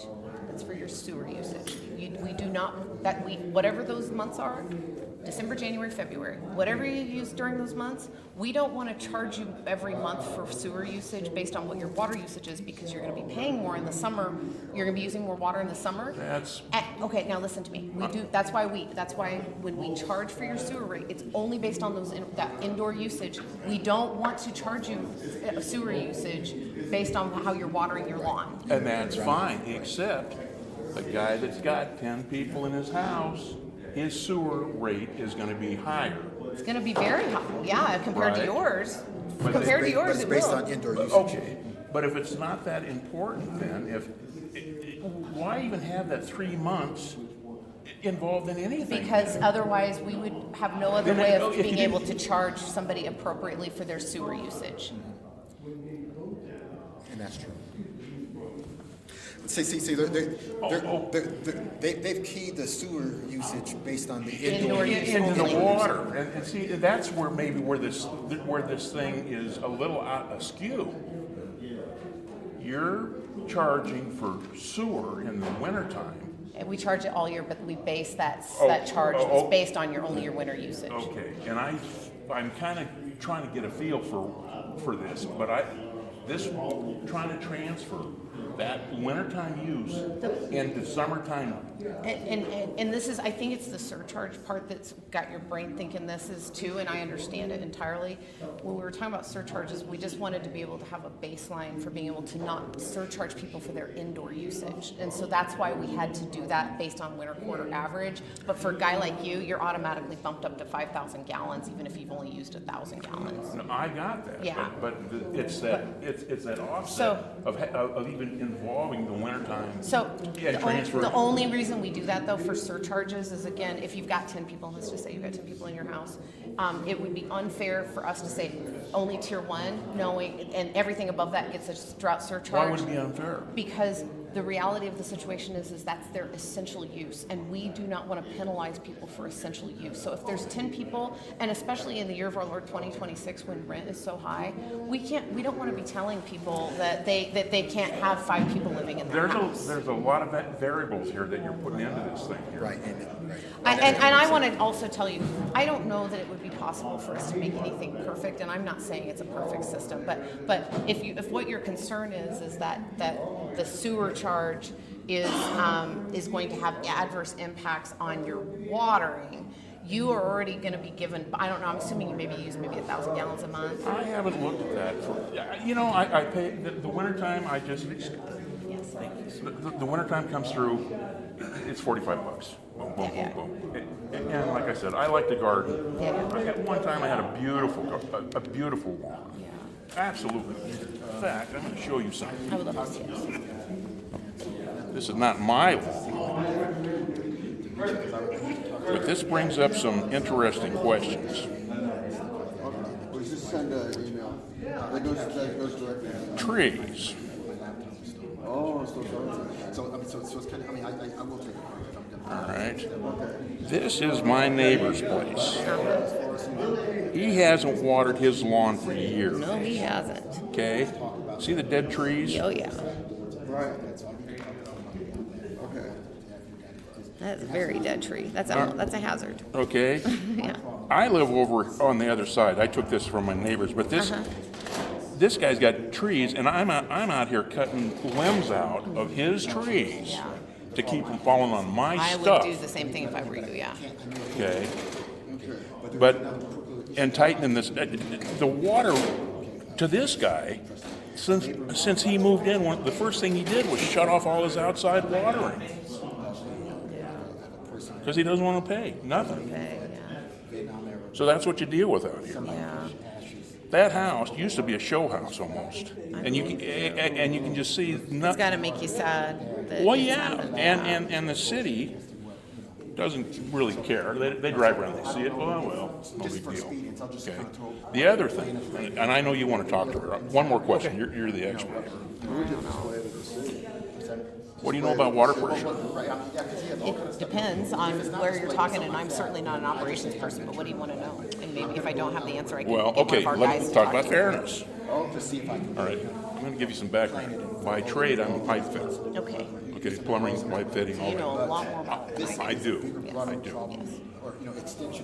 When I moved into and I bought my house in about 1980, I had 70 pounds of water pressure plus. Okay? You know enough about pressures. Yeah, I do. Aurora doesn't have a standard water pressure. It just depends on the zone we're in, and depends on what we've got for PRVs out in the system. Okay? Yeah. Now, I'm paying the same rate. My water pressure is around 50 pounds.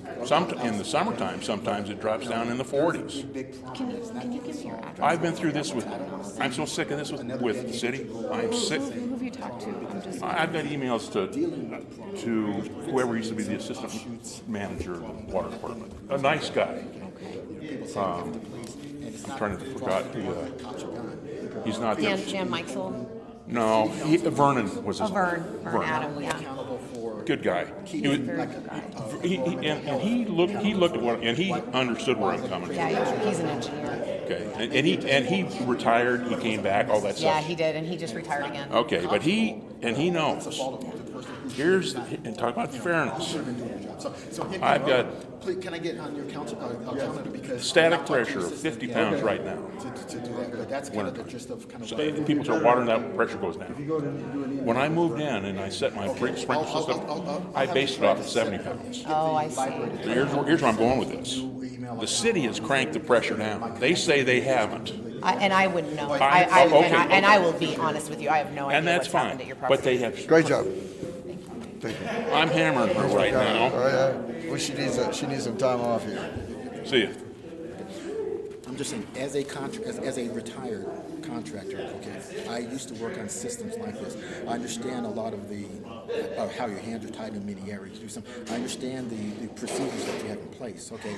So I'm just saying that a lot of them are inadequate and need to be revisited. And that's, there's ways of doing that. and I don't think we think that it's perfect. I want you to know that. Oh, and I didn't think, Yeah. I've had contact, I spend a lot of time at your water department, whatever, I've talked to a lot of people. I've asked for And questions. I actually am grateful for you guys engaging with us, so thank you for doing that. Well, and I'm grateful that you are taking the feedback, because we're not trying to be difficult. No, But hey, it's your homes and it's your life, and I get it, and that's why I'm here. Well, people, I'm surprised that there's not more people here. Well, people are apathetic in general, and it's, This is important. It's crucially important. This is very important. But the other thing I want to say about one of your comments is that, I also feel that it's not fair. If you want to garden and you are water wise all the time, I don't think you should be under the same restrictions as somebody who wastes water all the time. You see what I'm saying? But you understand that we're not trying to penalize anybody. This is just purely like, we're just trying to If conserve. someone doesn't care, they need to be penalized. And they will be, Okay, right, and they will be, right. yeah. Do the data centers pay surcharges? Yes. They do pay surcharges? If you've got non-recoverable water, they will end up, they pay, their surcharge comes in the form of their tap. tap? Yeah, so what when they tap water? come in, the amount of water that they have to pay to attach to our system is huge. If you're gonna be a large Are water they user. using potable water or non-potable? Everybody is using potable water. They're using We potable do water? not have the system or the way to expand that system without it costing a lot of money to go to non-potable. There's no delineation whether the water's potable or not. It she all said of it's our potable. it is potable. All of our non-potable is used for city facilities because to extend that system would be so cost prohibitive. It would cost more to run non-potable.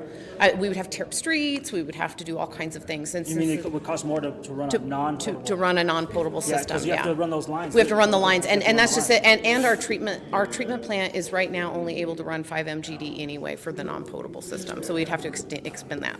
Do you think that there should be more data centers approved in this drought? I think that data centers that come in, that they're going to be like anybody else. They have to fit into what we are able to do with that large water user guide. Because there's some Have that- you looked at our large water user guide, sir?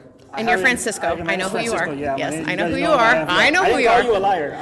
I mean, if I get the proof and you say something else, I'm gonna call you. Well, I mean, you won't because we don't lie on purpose anyway. Okay. But yeah, but Yeah. if you want, I can get you that large water user guide. I'm happy to give you that. Yeah.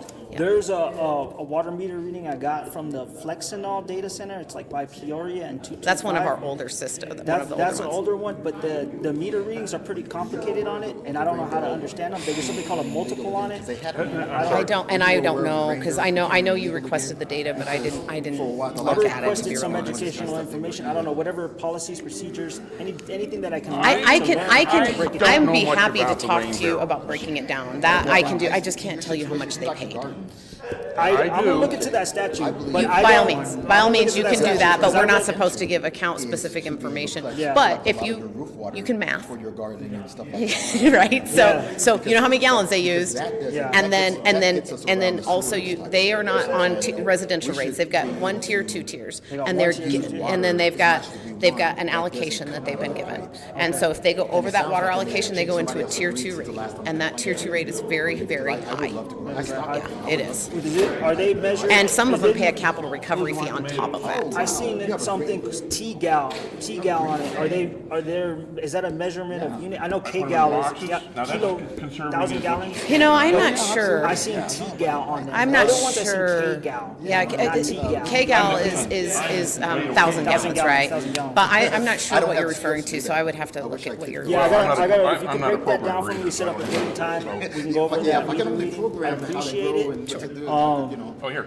I was gonna say, so you said you can. I'm gonna look into Damn that it, statute. these phones, I mean, Yeah, I don't even, yeah. you can get off track PFAS, so forever easy chemicals. with So them. you guys do not treat the wastewater Well, from those my shoes are facilities turned off in because the box. some of the data centers that are using a closed loop system, they add coolant chemicals. That's all to on it. them. Well, Yeah. That's on a Anyway. separate. That's on them. I- Now I had some questions on this if water they're pressure. discharging They're- into the sewer system, Metro oversees industrial treatment for anything, Metro Water Recovery. Metro Water.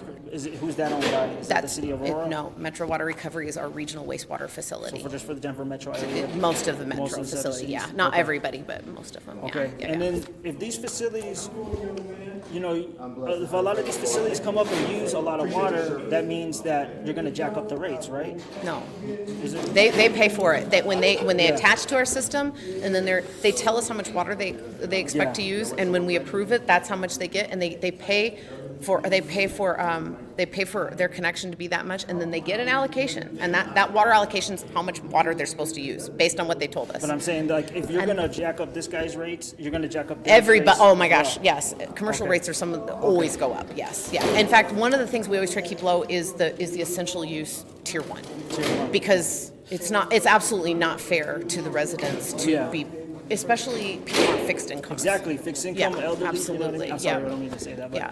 but, Well, hey, I'm right there, so. but I'm saying this is a supply and demand issue, okay? So Yeah. if you got less supply, then you're gonna jack up the rates. So if there's more of these facilities coming in, you're gonna have less supply, and then you're gonna increase So let the me rates. help you understand how we rates pay for our operational costs. Exactly. Our fees pay for the water resources. 80% of our cost is in water resources. So when a new business comes in, they pay a tremendous connection fee. They're primarily paying for the water resources, but they're also paying for their portion of the system, so additional treatment, all of those things. So the whole goal for development is development pays for development. Now, once they're attached to the system, they pay the same rates as somebody that's been in the system, but for them to even come in, they're paying a lot of money to be able to come into our system. Do they pay for the water infrastructure that goes They to their do, facilities? absolutely. We don't pay for any of that. We don't, and you don't pay for that. Nobody pays for that but the developer. Because you're a pipe fitter, right? So you fitted pipes to like industrial facilities, right? Yeah, and I missed some of, I was on my phone. I'm saying like these facilities, I asked her if these facilities pay for the infrastructure to go to their big industrial facilities, you know what I mean? Not the water department. You're a pipe fitter, you've worked on this. Yeah, I'm the hands-on, Yeah, you're hands-on. okay? So as we go east, let's say somebody wants to build something east of where our facility is off of Quincy. They would have to pay to be able to, the developer would have to pay to have that line extended. Yeah, we that don't. line. Yeah, we don't pay for that. You don't pay for that. Okay. When I say we don't pay for that, I mean you don't pay for that. You don't pay for that. The developer pays to have that line extended. Okay. Well, you want to get into details on that. The developers aren't the way that they used to be. A developer would buy the property and they would develop it, totally. Yeah. Okay, everything, the streets, Sidewalks. everything. Now they have what's called metro districts. The metro districts. Yeah. Okay, and so they've run out of money, is what I'm saying. And so they set up a metro district, which postpones, they still put the money in it, but this metro district is a payment plan back to the developer to get their money out of what they did on the infrastructure. And they're allowed to do that. Yeah, and by state statute, they can do that, but the city has to be involved in it also a little So they bit. get some money back from the city? Well, that's how they get, not from the city, but the city kind of manages it and oversees it, and they know about this metro The district. metro district is quasi-municipal. They're their own creature, quite literally, right? And so they're charged, whatever they charge, we don't have any control over that. That's for the developer to get their money back out of it. See, before these big, I've been around a long time, and so when the developer, I saw these big subdivisions start, where the developer would buy and develop the whole thing.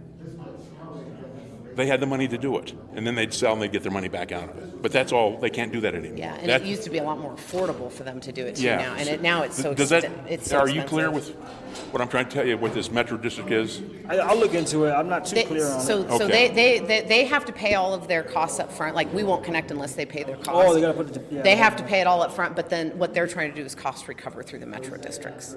cost recovery. Yeah, and so the cities don't really get involved in it. They oversee it and they manage being up the codes and all that Yeah. stuff. And they collect the money to do all this kind of stuff Yeah. and they hook it up. So the metro district taxes the people? Yeah, I mean, And that's Yeah, why. it goes on your mortgage. So they that's- tax the people because of the developers? It's not a tax. It's not a It's not a tax. It's your cost of attaching to the system. It's just you're paying it over time as opposed to a lump sum up front. When you got your okay. mortgage, Yeah. before. Oh, attaching to that line that went to their facility. Okay. tapping When you get into your it. mortgage, you're paying off some of that development fee Yeah. in your mortgage, but it goes into a metro district area Oh, okay. versus on just a big It's umbrella part of the fee. It's part of the under. fee you're paying. It's kind of like an HOA fee, but different. Okay. Okay, we got off track there, but okay. I just got one more question. So I got this document. It said data center fact sheet, and it was written by the water department. It was. April 2026 this year. Yeah. Who wrote that document? It was written by Travis, who is in our he's in our engineering department, and then it was reviewed by literally myself, our general manager, our assistant general manager over planning and engineering. So there was a number of us that looked at it because So we you wanted to make guys sure looked it was at it accurate. and approved it, but the guy who wrote it, okay, so there's no citations on it, there's no resources to back Well, up it's those because, statistics? yeah, I mean, and it wasn't meant to be, it was meant to be an informational document to give to our city council, Yeah. but we gave it to you. But I'm like, what if But this it information is wasn't, incorrect? well, I mean, you certainly have the right, sir, So I'm to gonna, go I'm and gonna invest. audit it, I'm gonna I investigate. mean, knock yourself Yeah. out. By all means, go ahead and knock yourself Because if out. somebody's gonna write something like that with all these numbers and statistics, Uh, they put by- some resources on By it. all means. You know, and especially if he's an engineer, he should know better. Well, I can tell you something, when you're giving something to city council, you make it as simplified as possible. Yeah, you gotta dumb it down, but I mean. still And we back don't up dumb that- it down, yeah. we simplify it, so. It's the same thing. So, yeah, I don't look at it that way, Yeah. but yeah, I mean, you, sir, have the right to do that. Yeah, I will do Absolutely, that. and if you don't like it, then Okay. I will tell you, one of the problems with data centers, and if you're following what's going on right I'm now following with the everything state that's going on, legislature, one of the problems that we have is it's very hard to get information from data centers about how much power they're using, how much water they really use, all of those things nationwide. That is why SB 102, which was the proponents is Western Resource Advocates, what they want is to be able to have, first of all, efficiency standards, and that is included in that document about what is considered an efficiency standard, energy and water efficiency standards, and they want to be able to have data centers report back to the state because we don't have a lot of data. So just know, I've been in a number of these workshops throughout the country. Is that that bill that has the tax incentive with it? No, that's 1030. That's 1030, HB okay. 261030. That is the tax incentive one. The other one, HB 102 or SB 102, that's a Senate bill. It is sitting there parked. They had a hearing, and I think that, I don't know, there was a lot of people that testified, and then it just kind of got parked, and it had that competing bill, which is the one with the tax incentives. I don't know what's going to happen with either one of them. They're kind of like at a deadlock because they're one is very pro data center and one is like, yeah, have data centers, but they need to do all these different things, right? So, yeah. Okay. And by the way, they're going to do a strike blow on HB 261030, so just keep an eye out. You can go to the state legislature site and go to HB 261030 because I don't know what's going to happen to 102. I think 102 is probably going to get somehow sucked into HB 1030. Are you aware of the data center that is got approved and they're gonna build it? It's off of like 48th, like New Valley Ranch Boulevard in the what is it, toll road? I wouldn't know, You wouldn't know off the about that? top. Because Well, they're- I mean, they're building. there's so many things that are going on right now, so I'm just saying, get ready for more water usage. Well, I mean, again, if it's coming into Aurora, it had to have made it through our standards to even be able to do that. I do have your email. I will Okay. send you our large water user guide. Sounds so good. you can Please see do that. what, yeah. Can I get your business card? I will, except for it's got the wrong title on it. Thank you for your help and everything. Well, here, you'll find, this is what I was talking to her about. I just happen to have a picture of this. That's my water pressure. That doesn't mean much to you. It will to her. Wait till she sees this. Yeah, no, yeah, you gotta have good water pressure, you know, because you gotta take a shower and spray the. Wait till she sees this. I'll record it. And this is what water pressure like that does to your sprinkler. Barely comes out. Barely comes out, and you got all these spots because it doesn't have good coverage anymore. Look at that. It's messed up. Yeah, it is messed up, and that's the city that does this. Where do you live out in the kind of in the rural area? My title's Okay, different sorry, now, but okay. that's the same. You only got him one? Oh, you want one? Shonnie Cline. A special. Yeah, let's walk over here. Okay. I should have brought, people don't do business cards much anymore, which is crazy, because back in the day, that's all we did was business cards. Everybody's on cell phone. But now everybody's got their cell phones, you're right. I'll just take a picture of what you. You want to take a picture? You want to do that? Because now I can't find them. Oh, that's wait. Oh, hey, look. All right, cool. Ta-da! There we go. All right, good. Now, I'm going to show you something. This is what I was looking for.